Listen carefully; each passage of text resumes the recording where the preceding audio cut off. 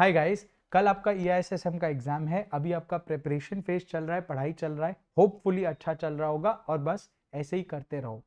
एक बार आपका कल पढ़ने वाला फेज जो है वो खत्म हो जाएगा। जब एग्जाम राइटिंग फेज आ जाएगा, एक्चुअल टाइम जो आप एग्जाम लिख रहे होगे 1:45 पे जब शुरू होगा, तो पहले 15 मिनट एग्जाम रीडिंग टाइम जो मिला, फिर 3 घंटा राइटिंग टाइम मिला। तो इसको बेस्ट पॉसिबल मैनर में कैसे यूज करें, एक बार ये डिस्कस कर लेते हैं, क्योंकि अल्टीमेटली लिखने से ही मार्क्स है।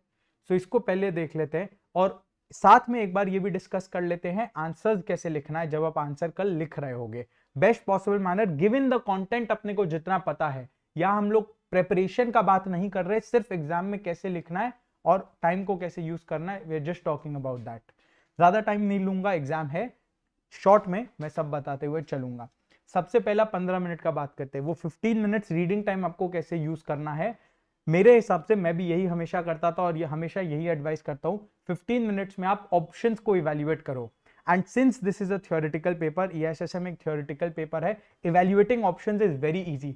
15 मिनट में आप एमसीक्यू को साइड कर दो, माथा भी मत लगाना। 70 मार्क्स, 15 मिनट में वो 70 मार्क्स का क्वेश्चन आराम से पढ़ सकते हो, बिकॉज इट इज थ्योरी।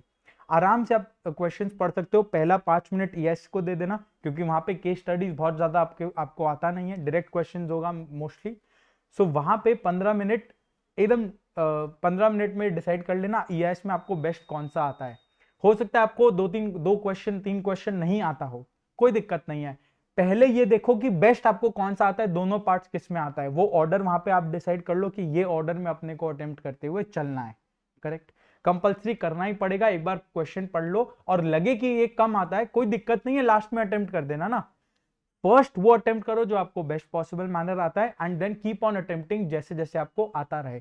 सो वो ऑर्डर डिसाइड कर लो रीडिंग टाइम में 5 मिनट देके। फिर 10 मिनट देना SM को। SM का रीडिंग टाइम में आपको केस स्टडीज पूछेगा। केस स्टडीज का लास्ट लाइन पहले पढ़ना। लास्ट लाइन पढ़ेंगे तो थोड़ा क्लैरिटी मिलेगा कि ये पूछा क्या है, किस चैप्टर से आया है, किस टॉपिक का बात कर रहा है। And then when you read the case study, आप ऑटोमेटिकली पॉइंट्स थोड़ा थोड़ा बहुत फ्रेम करते हुए चलोगे। सो इससे फायदा क्या होगा, यू विल लास्ट लाइन पढ़ने के बाद आपको थोड़ा हिंट, थोड़ा आइडिया लगने लगेगा कि अपना क्वेश्चन कहां से आया है। उसके बाद क्वेश्चन पढ़ना क्लैरिटी रहेगा। अगेन वहां पे भी ऑर्डर डिसाइड कर लेना, ये क्वेश्चन का अपने को दोनों पार्ट आता है, अच्छे से आता है, इसको पहले करेंगे। ये क्वेश्चन का एक पार्ट आता है, इसको नेक्स्ट पार्ट में करेंगे। उस तरीके से हो सकता है ऐसा क्वेश्चन हो आपको जहां दोनों पार्ट ही नहीं आए, कोई दिक्कत का बात नहीं है। मैक्सिमम लोग को नहीं आएगा दोनों पार्ट, बहुत बहुत नॉर्मल चीज है, बिल्कुल टेंशन नहीं लेने का इसमें। करेक्ट, आपका अप्रोच बस ये होगा to identify questions you know best, and that is your approach. 15 minute खत्म। रहा बात वो 3 घंटे का, सबसे पहले एमसीक्यू ले लो। आपको 5 बुकलेट्स मिलेगा, 5 booklets, you will get 5 booklets. दो आपका क्वेश्चन पेपर है, एक है एमसीक्यू का क्वेश्चन पेपर रहेगा, एक है रिटन वाला descriptive question paper. 2 question paper, 2 answer writing pattern रहेगा। 1 फॉर EIS है, EIS का आंसर राइटिंग 35 मार्क्स का जो है, एंड 1 फॉर SM 35 मार्क्स का डिस्क्रिप्टिव आंसर्स का रहेगा बुक। मिक्स मत करना, EIS में EIS लिखना, SM में SM लिखना, ध्यान से उसको ध्यान देना। पता चलेगा आपका पूरा 70 मार्क्स उल्टा हो गया और मार्क्स नहीं मिलेगा। फिर लास्ट में एक रहेगा OMR वाला बुकलेट जो रहता है, जिसमें आप OMR आंसर लिखोगे MCQ का, तो इसको ध्यान रखना। पहले ले लो MCQ बुकलेट और OMR, बाकी सबको अब रीडिंग टाइम खत्म, साइड कर दो। अब लो OMR और MCQ बुकलेट, MCQ पढ़ो, OMR में मार्क करते हुए चलो। Give 45 minutes to this, EIS और SM दोनों के MCQs कैसे करना है। रहा बात MCQ सॉल्व कैसे करें, EIS में MCQ कैसे सॉल्व करेंगे, पहले डायरेक्ट वाला कर लो, दोनों का पहले डायरेक्ट वाला कर लो, इजी है एकदम, स्ट्रेट फॉरवर्ड डायरेक्ट MCQs रहेगा। 10 मार्क 10 मिनट में डन, 12 मिनट में डन, क्या हो जाएगा।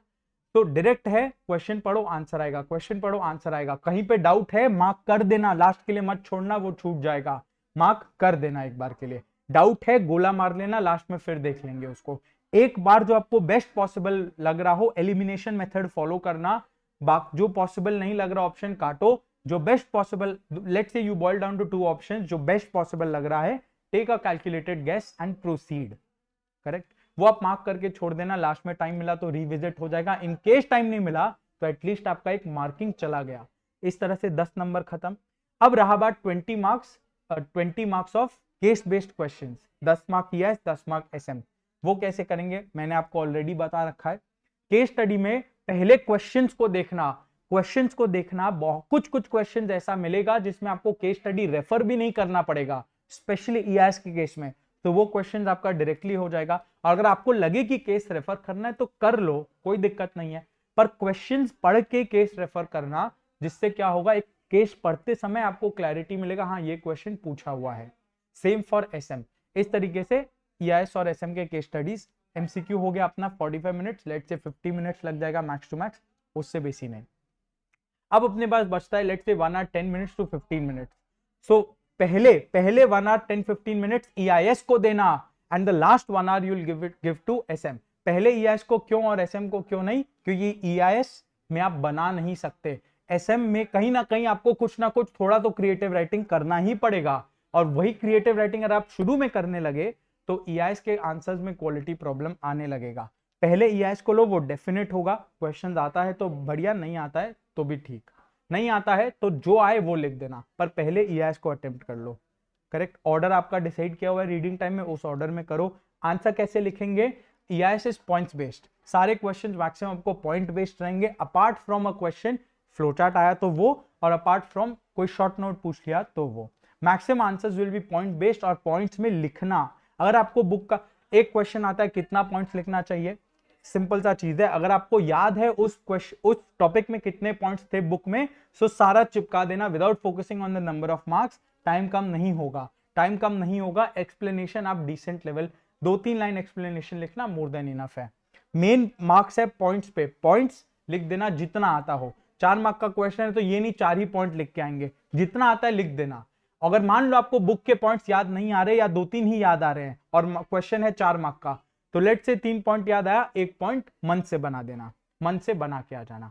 करेक्ट, बनाने में कोई दिक्कत नहीं है। पहला टारगेट होगा आपका 100 मार्क अटेम्प्ट करना, अटेम्प्ट करना। अगर आप छोड़ रहे हो दैट मींस अगेन छोड़ना मतलब एग्जामिनर को बोलना कि मुझे नहीं आता, वो आप क्यों बोलोगे, कोई कभी नहीं बोल के आएगा। 100 मार्क्स अटेम्प्ट होगा।